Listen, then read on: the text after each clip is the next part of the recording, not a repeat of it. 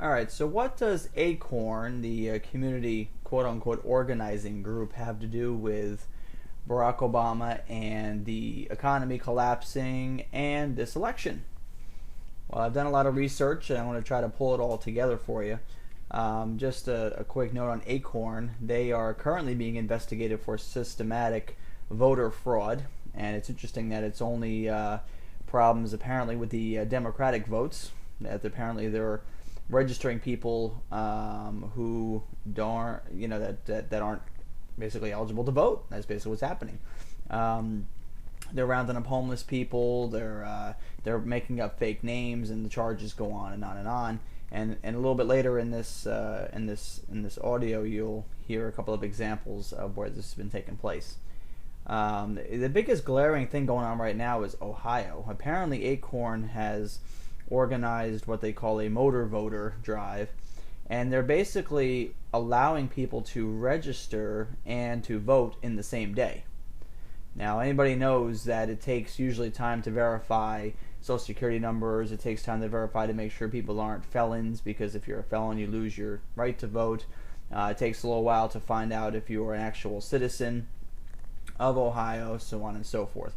But apparently, Acorn, is arranging it so these people are registering and voting in the same day, and the Republicans have lawyers up there trying to get to the bottom of this and see what's going on. The Columbus Voting Board actually had turned away some observers that had tried to sign in as observers to kind of watch over the process, and they turned them away. Said, "No, you can't come. You can't come watch." So it's a big concern about what's going on in Ohio, and if Acorn is playing a very big role in trying to steal basically the state of Ohio, because everybody knows that usually if whoever wins Ohio will pretty much take the presidency. Ohio is very much in play this year, so that's a concern there. So. Acorn members have been indicted and convicted over 6 different times for voter fraud. There's been examples of that in Missouri, in Washington, several different states over several different elections. So there is a history there, and like I said, they're currently being investigated now. So, but here's a little background. In the 1980s, Acorn began pushing charges of something they call redlining. That is claims that banks discriminate against minorities in the mortgage lending business. In 1989, there was some sympathetic members of Congress who got the Home Mortgage Disclosure Act amended, which basically would force banks to collect racial data on mortgage applicants. This allowed various studies to be ginned up that seemed to validate the original accusation. In fact, minority mortgage applications were rejected more frequently than other applications, but the overwhelming reason was found that it wasn't racial discrimination, but it was simply that many minorities tend to have weaker finances and not as good credit. So that was what was really behind that. So basically, what you got is Acorn and this new act that was passed started to force these banks to basically make loans to people that couldn't pay them. And this is the beginning of the mortgage crisis that we're seeing here in America. Now, these flexible lending programs that were put in place expanded even though they had higher default rates and higher default rates than loans with traditional standards. Now, even on the web, you can still find CRA loans available via Acorn, who currently still offers 100% financing with no credit scores. You can have undocumented income, and even if you don't report it on your tax returns. Now, they just say the only thing that's required is that you have credit counseling. Okay. Ironically, an enthusiastic Fannie Mae Foundation report singled out one paragon of non-discriminatory lending, which worked with community activists and followed the most flexible underwriting criteria permitted. Okay, which basically means they weren't going to be checking out a whole lot of things either.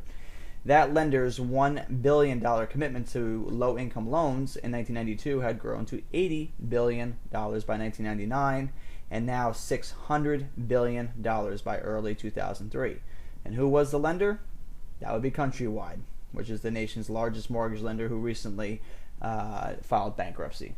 And they're also being investigated for some fraud and irregularities that are going on with Countrywide. Okay? Just to point out something about Fannie Mae, Franklin Raines was a guy who was at Fannie Mae for quite a long time. He actually left Fannie Mae while they were under investigation for some irregularities and fraud. Franklin Raines left Fannie Mae, and he left basically with a salary of $90 million. Okay, what's interesting about that is Barack Obama actually has this Franklin Raines character, who he is actually advising Barack Obama now on economic and housing issues.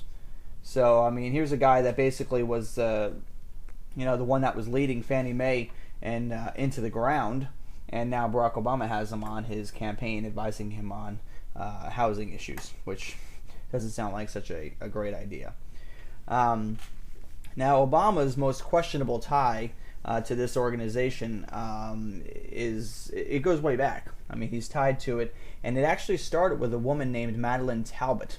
She embraced Obama and taught him the ropes, and he remained basically part of this group's training cadre for quite a while. Now, according to the ACORN website, the Obama taught leadership conferences basically for the group while working for the law firm Minor, Barnhill, and Gallant. Now, his connections don't end there. Obama actively sought and received the endorsement of ACORN for his local campaigns, and he has now done the same for his USA presidency. Now, in the past, they have been tied to illegal voter registration in at least 3 different states, 6 different times. These states are Washington, Missouri, and North Carolina. Now, for example, in Missouri, the voter fraud case was tied to at least one campaign, which was the Senate campaign of Claire McCaskill. And then in 2004, the Washington State Secretary of State described ACORN's illegal activity as the largest case of voter fraud in the state's history. Now, we can go on and on and on about this, but basically, Barack Obama, when he was working for the law firm, did represent ACORN. He was just recently it was exposed that he had written a check, or his campaign had written a check for $800,000 to ACORN last month, and the reason for that check basically said for voter services. Now, that's interesting because you got Barack Obama, who's working with ACORN, and ACORN's accused of, and actually people have been caught in ACORN 6 different times doing voter fraud, Democratic voter fraud.